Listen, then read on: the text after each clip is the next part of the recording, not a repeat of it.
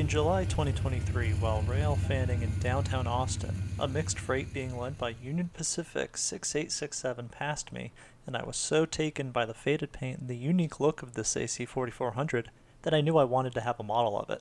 It was the same evening that I went onto eBay and found a new in-box, painted but unnumbered Athearn Blue Box AC4400. I think I paid about $80, which frankly is $40 too much, but it was perfect for this project.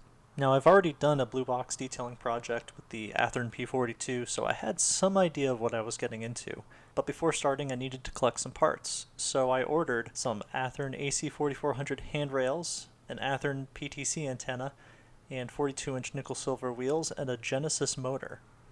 From CalScale, I ordered air hoses, sunshades, mirrors, a K3 3-chime air horn. From Decals West, I ordered a GE-type air filter, pilot-mounted ditch lights, MU cables, traction motor cables, underbody air tank piping. From Decals Associates, I ordered windshield wipers and speed recorder parts. From Tichy Train Group, I ordered 18-inch drop grab irons. From American Model Builders, some laser-cut windows. I also used a Walthers ES44 Givo detailing kit to provide some of the other grab irons. From CMR Products, 3D printed spare knuckle couplers for the rear pilot. The snowplow is from Wells Engineering on Etsy and is a resin 3D printed part. There's some microscale -9 and AC4400 diesel decals for warning labels and the new numbers.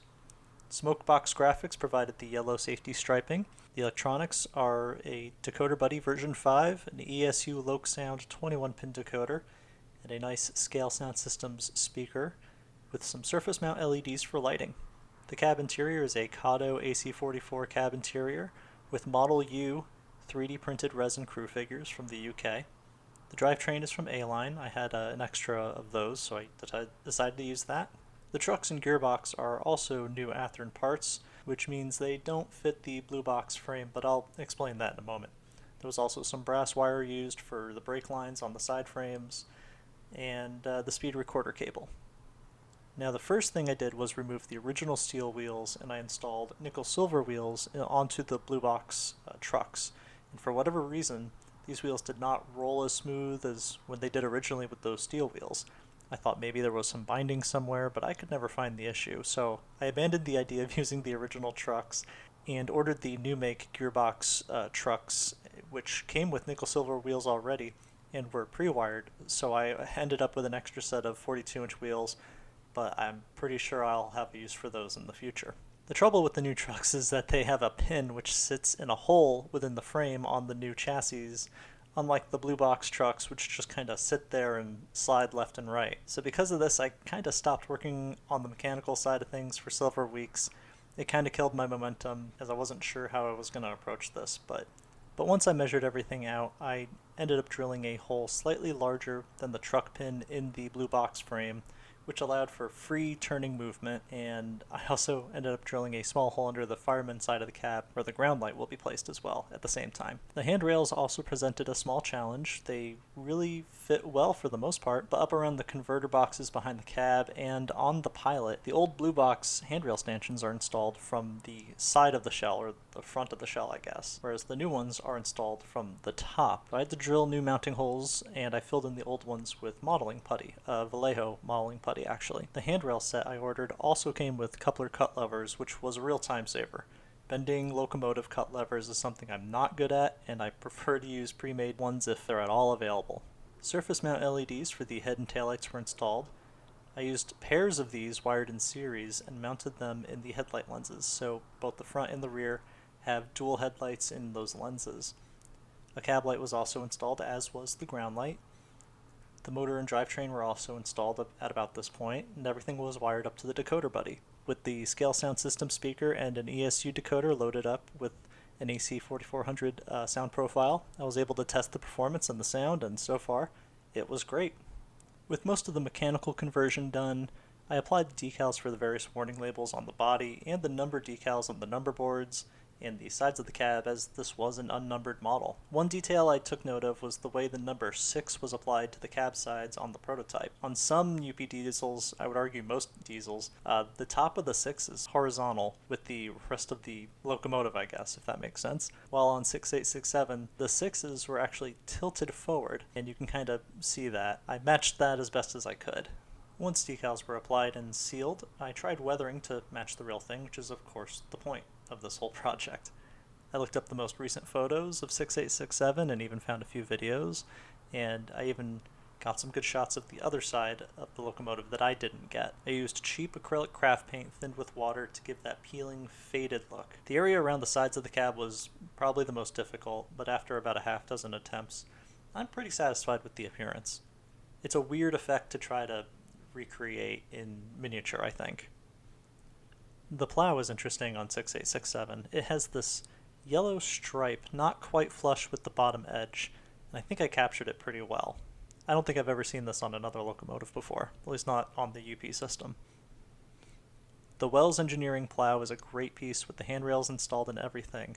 They're very fine, and the resin really brings out those details. There's a lot of specific shapes and shop variations as well that Wells covers. The pilots also received their hose details, plugs, ditch lights were installed. All the other details, the Athearn PTC antenna and the K3 horn, also installed. This was all done over the next several months, with the last pieces being the underframe brackets and hoses and the cab interior. For the underframe brackets and air filter, I actually had to make a small platform for the pieces to fit, as otherwise the space where they would go is just kind of hollow under the shell. There's no place to mount these details. I looked around for a while for a cab interior, a 3D printed piece, or a spare part from Athearn or something, and there's not really much that's available, but I ended up ordering a cab interior piece from Cato's parts department that required some modification to fit, but at least I had a place for crew to sit.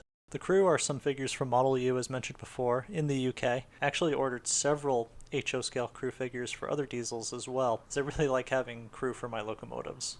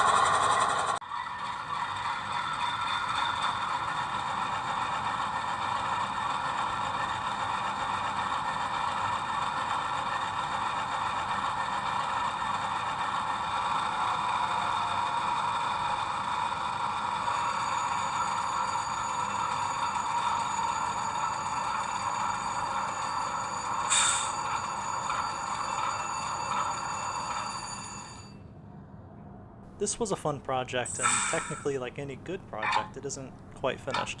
It needs some final weathering, some kicked up dust and dirt on the underframe, and the body near the nose, but I was waiting for an airbrush before I did anything like that.